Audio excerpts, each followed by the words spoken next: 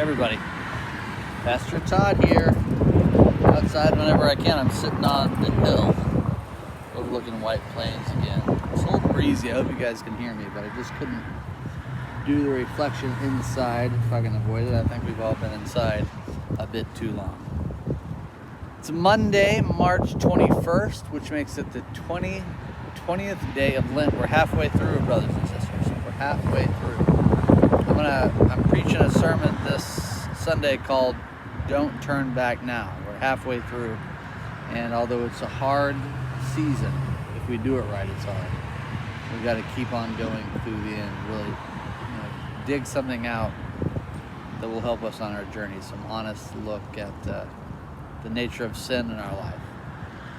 But not all these reflections are about something so hard. They should be also inspirational. I think this one fits that bill. I'm going off book. I'm not going to use one of the three we normally use.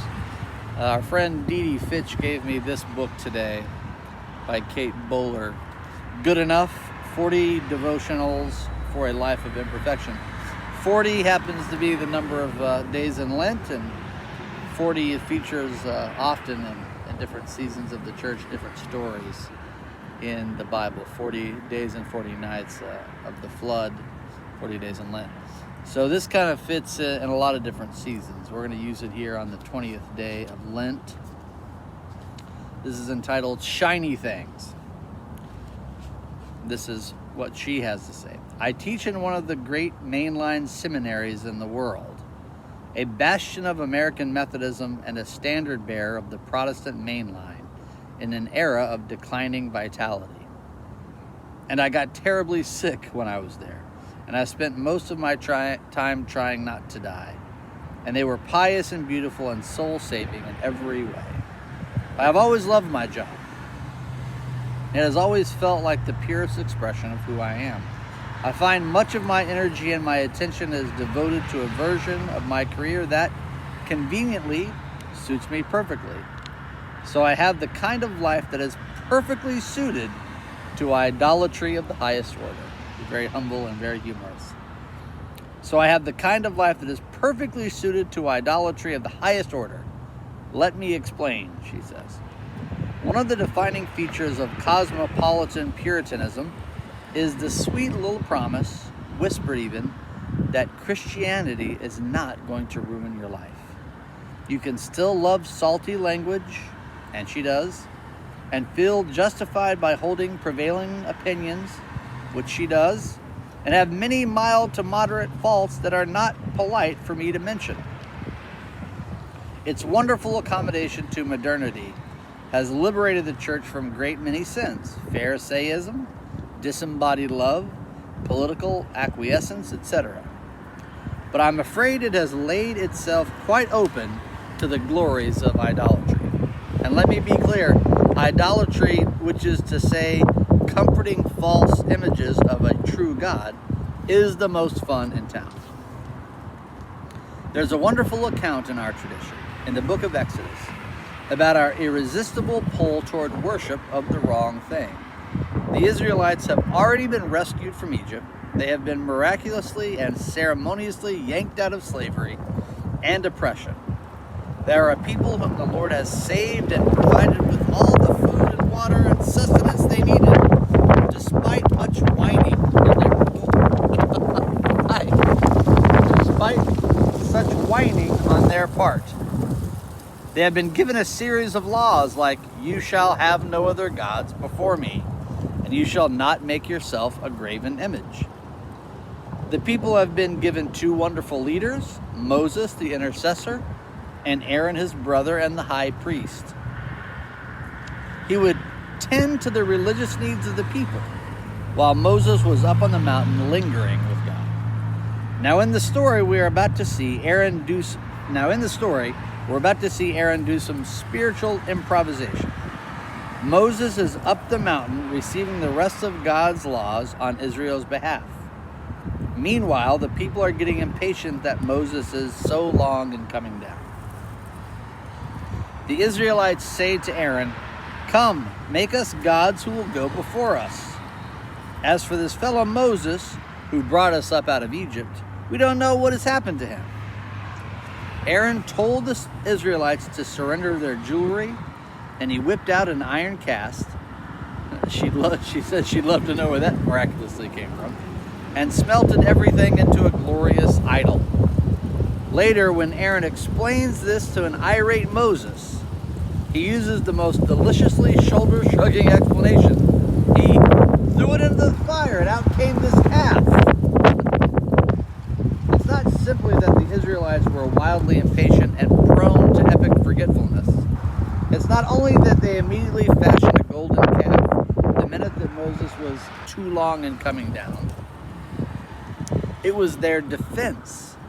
They argued that they were still somehow not violating the first commandment. After all, they did not create an image of a false god. They created a false image of the true God. Welcome to your idols, people of Israel. They aren't idols, I swear. It's still Yahweh. This is the festival of Yahweh, can't you tell?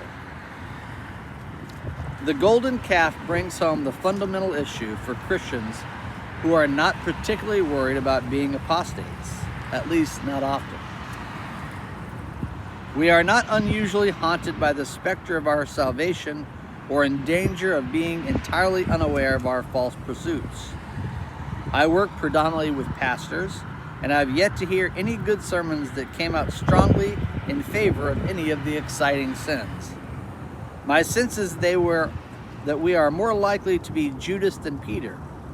Peter denies God, Judas betrays him. Ouch. In other words, we are much more likely to do exactly what the Israelites have done. Not to have a false image of a false God, but a false image of the true God. We take great comfort in our own version of God instead. Perhaps one of this is composed of bits of things I already know are good and golden. Things I have melted into a godlike form. Oh, is that an idol? It looks so familiar I hardly would have noticed. As Martin Luther famously wrote in his large catechism, that to which your heart clings and entrusts itself, I say, is really your God. An idol is like a flowering weed. It grows and spreads. Its blooms can fill a whole garden, even creeping over the edge and onto the lawn without any cultivation.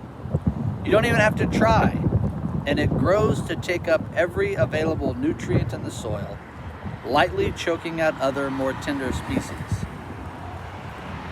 If it's lovely to look at, its sprawling tendrils often become too hard to yank out. And why bother? It looks just like a garden. It looks just like a garden. We are less likely to commit any of the very dramatic sins, murder, arson. Instead, we are more likely to live self-comforting half-lives of faithfulness. The substitutions, where we put in all the effort of declaring to be followers of Yahweh until we're not as much. There's a lovely book of advice for writers called Turning Pro by Stephen Pressfield, which talks about how much easier it is to pursue a version of something than the real thing. Pressfield says that the biggest obstacle to great writing is the same for great living. It is to substitute a safer, lesser goal for the tough and exciting work you really ought to be doing. He calls this a shadow career. You're our teacher, but it's less about the kids now, mostly about getting to the end of the day. Or you thought you wanted to be a parent, and now you dream about being alone most of the time. Or you're humming other people's songs when you are too afraid to play your own. The key, says Pressfield, is to ask yourself what your life is trying to point to. That's a wonderful and horrible thing to think about. We are not apostates. We are idolaters. We fall in love with the things that are almost true. We start taking our gold and pouring it into a cast that we can shape with our own hands. One that inspires and challenges us, but is not necessarily given to us by the one true God. Here's the payoff pitch. Here's a question. Wrestle with this. After all, what is idolatry except beautiful things that do not transform us? After all, What is idolatry except beautiful things that do not transform us? I hope I did this justice in the reading it. Listen to it twice, or even better, you may want to buy this. This is a serious challenge about being the people that God made us and not the people that we want to be. Keep praying for someone to get through this Lent in a meaningful way, and I'll see you tomorrow.